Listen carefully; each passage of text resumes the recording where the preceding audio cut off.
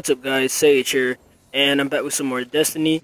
I'm here to answer a question that I know many of you guys are probably asking, and the question is, have the Warmind DLC saved Destiny 2?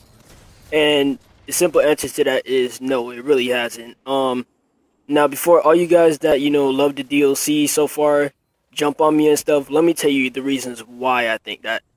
The first thing is going to be the obvious one, which is the loot. There's really nothing to grind for when it comes to loot on the Warmind DLC. I mean, we have like the same stuff, and the loot is not really all that, especially being how they brought back the Sleeper Simulant. I mean, you could grind for the Sleeper Simulant and the new Scout Rifle, but at the end of the day, it's like, okay, after you get those, what is there to really grind for?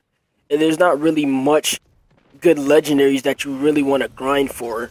I mean, the Iron Banner weapons, they're never really all that. I mostly see people using old weapons like the Antelope D and the Last Hope and stuff. The old stuff from the old seasons and all that. I even see a Euros every now and then. Every now and then I see a Euros, yeah. So the loot is not really that big, and it's not really something you want to grind for. The buffed up weapons and stuff are pretty decent. Like, I like the new buffs to the exotics and stuff. But most of the time when you're in Crucible, you're gonna run your exotic most of the time. Unless it's a power weapon. But yeah, if you're running something like any kind of exotic pulse or anything, yeah, you're most of the time gonna be using that. You're not really gonna switch unless you get like power ammo. Now moving on to the next thing is going to be, there's nothing to do.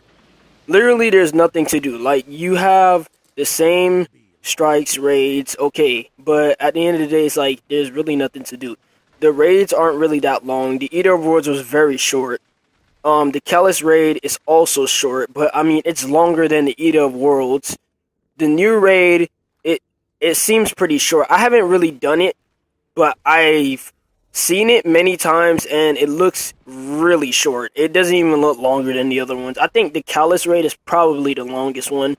If you're it depends. If you're taking long when it comes to the whole jumping little puzzle thing with the orb on the new raid, then yeah, it'll take longer. But when it comes down to stuff like that, if you get through that thing fast, I think the Callous raid is probably longer. Like, it depends, because the Callous raid is just basically encounters, and the other one is just, yeah, it's the same deal, but it's like, it has that jumping puzzle thing. So if you take long on that jumping puzzle thing, the jumping puzzle thing is going to take up all your time when it comes to, beating the raid and jump. But, yeah, moving on from there, that's pretty much it. It's just, there's nothing to really do. I mean, the Heroic Strikes got buffed up. The good thing about the Heroic Strikes is they're trying to find a way how to put better loot so it can match the difficulty. Because, I mean, the Heroic Strikes has been, like, crazy difficult to some people. And, yeah, they wanted to get better loot. Because, I mean, if for a hard game mode, people want loot. Come on, man. We don't want to beat it and have like no loot. Like, it's just not worth it. And then even the Nightfalls aren't really all that. Like, they don't really give you all that stuff. So yeah, there's really nothing to get at the end of the day. And then we have something like the Escalation Protocol, but the bosses are too tanky. The enemies are too tanky. So being how it's a time game mode, you can't really beat it on time because everything's just too tanky, and you need like a 8-man or 9-man team just to beat it. Probably 7, depending on the lights of your team. But yeah, that's also a problem. But they're pushing down the difficulty on Escalation Protocol, so that's going to get a lot better now. So there's going to be a lot more people beating it. But yeah, we really needed that difficulty to be bumped down, because yeah, it was way too like high.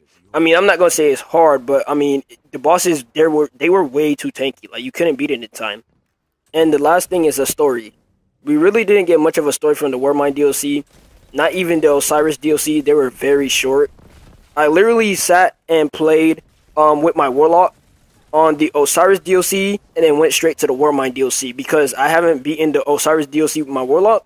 And I literally sat and played them on like the second week, and I literally beat both of them in under like 4 or 5 hours. And they were very short. Like, so there wasn't really much to the stories from the Osiris or the Warmind DLC. So hopefully whatever they're showing in E3 is going to have more of a story, because I want to know more of the Destiny story. I always like the Destiny story and stuff. It's pretty cool. I always like the Stranger. I always like the whole Iron Lords. I always like the story. I always. But there's not much of a story in D2 right now. There's really not. We can't know anything. Like there's no way to find out anything except for little pieces here and there on like loot and gear and stuff. That's the only way to find out little things here and there. But yeah, hopefully we get more of a story from the stuff that they're going to be showing on E3. E3, I really hope that they, you know, drop some new things, like really big changes to the game, like the King's Fall DLC. Because if they drop something like the King's Fall DLC, they can bring a lot of players back to Destiny 2, and they could really save the game and, you know, revive it. But yeah, I'm just hoping that the E3 thing is, you know, as big as they're boosting it up to be. But yeah, that's pretty much it, guys.